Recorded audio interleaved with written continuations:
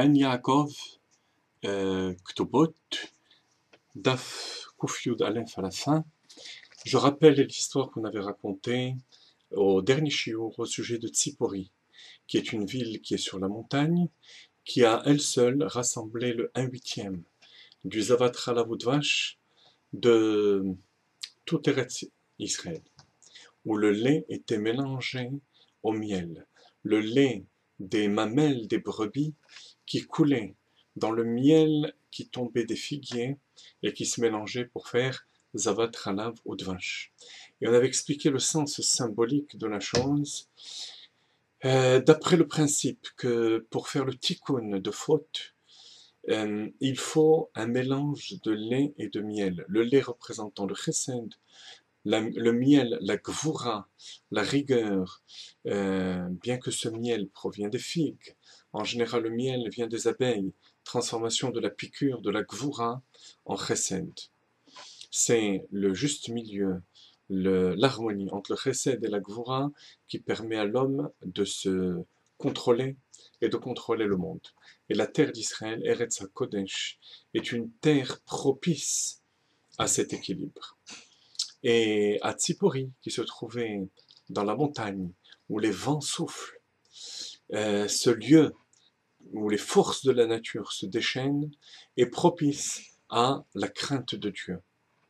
En plus du chesed d'Eretz Israël, on a la crainte de Dieu, donc un mélange de gvura et de chesed. Et ça se matérialise par le fait, comme rapporte le Iyun Yaakov, que à Tzipori, on retardait la sortie du Shabbat. On retardait la sortie du Shabbat, et c'est ce qui fait que à Tzipori, il y avait ce mérite de Zavat Chalav Udvash, parce que lorsqu'on retarde la sortie du Shabbat, qu'est-ce qu'on fait?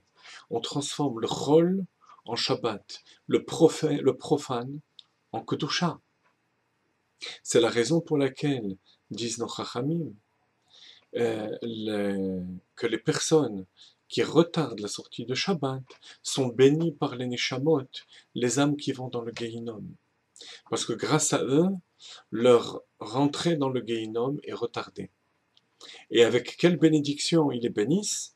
Ve'yiten lecha Elokim mital hashamayim u'mishmane haaretz. C'est la raison pour laquelle on cite ces bénédictions de Yitzhak à Esav, qui finalement étaient détournées chez Yaakov. Ce sont ces bénédictions que la personne qui retarde la venue de Shabbat reçoit. Là aussi, c'est la transformation de Gvura en Chesed, puisque Yitzhak c'est la Gvura, qui bénit, c'est la transformation de Gvura en Chesed, de rigueur en bonté. Et je continue pour le shiur d'aujourd'hui avec le Zavat Chalav Udvash de tout Eretz Israël. אמר רבא בר בר חנא לדידי חזילי זבת חלב ודבש של כל ארץ ישראל, והביא כמיבי מכסה עד אכחא דטולבנקי, עשרין ותרתי פרסה אורכה, ופותיה שיטה פרצה. Et j'ai cumulé tous les lieux où il y avait du zavat chalav udvash, ce mélange de lait et de miel, et j'ai trouvé 22 parsaot sur 6 parsaot. Une parsa, c'est environ 4 km, ça fait 88 km sur 6 parsaot, ce qui fait 24 km. Vous ferez le calcul et vous verrez que c'est 8 fois plus la superficie du Zavat Chalav Udvash de Tzipori. Pourquoi ces chiffres 22 et 6?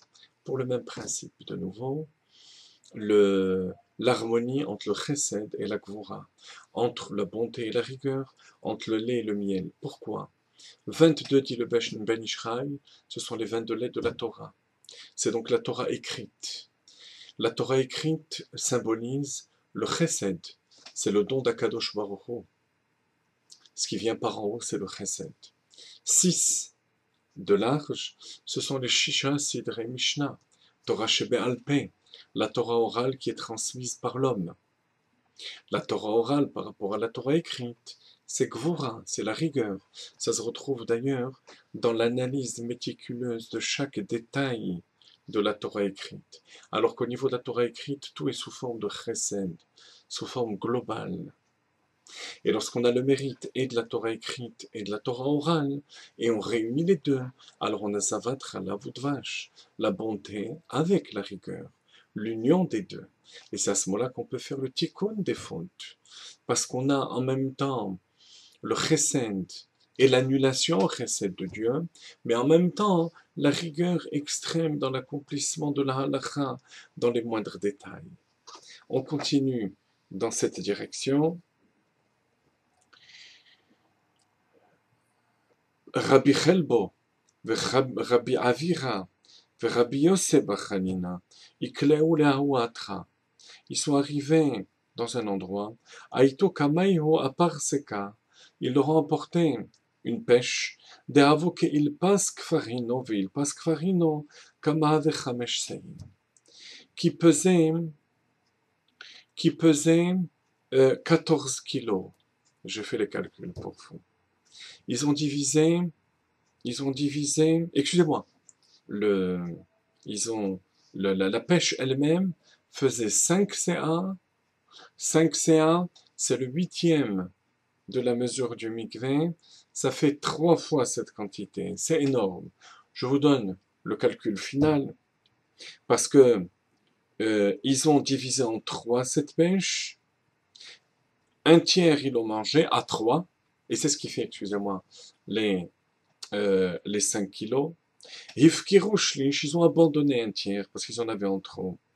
Et ils ont mis devant leur animal un tiers. Vous imaginez la grosseur de cette pêche? Phénoménale. Les Shana, Ikla Rabbi Elazar Leatan, Veitu le Kameh Naktan Biade. La même année, pardon, vers la fin de l'année, on pouvait, Rabbi Elazar est allé là-bas, il pouvait tenir la pêche dans sa main. Elle avait rapetissé. Et à ce moment-là, Amar Eretz Pri Limlecha Merat Yoshveva. Ça, c'est la terre d'Israël. Elle dépend de son mérite. Dans cette même année, des idolâtres étaient venus s'installer, comme les commentaires expliquent. Les pêches avaient diminué de grosseur. Rappelez-vous, la terre d'Israël est directement connectée à Eretz HaElyona, à la terre d'en haut, à Eretz HaKodesh, c'est pour ça qu'on l'appelle Eretz HaKodesh, on l'appelle Eretz HaKodesh la terre sainte, elle est connectée à la Kedusha.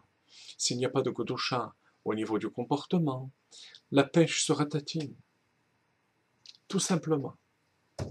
Rabbi Yoshua ben Levi ikla legavla, chazanu le'anu k'tufei d'avokaim ki'egle, amar hagalin ben akfanim, amroule k'tufeninu. Il allait dans des vignobles, et il a vu de loin des formes de vignes qui ressemblaient à des veaux. Alors il s'est étonné, il y a des veaux, vous faites paître des veaux dans les vignobles. Ils lui ont dit non, ce sont des vignes.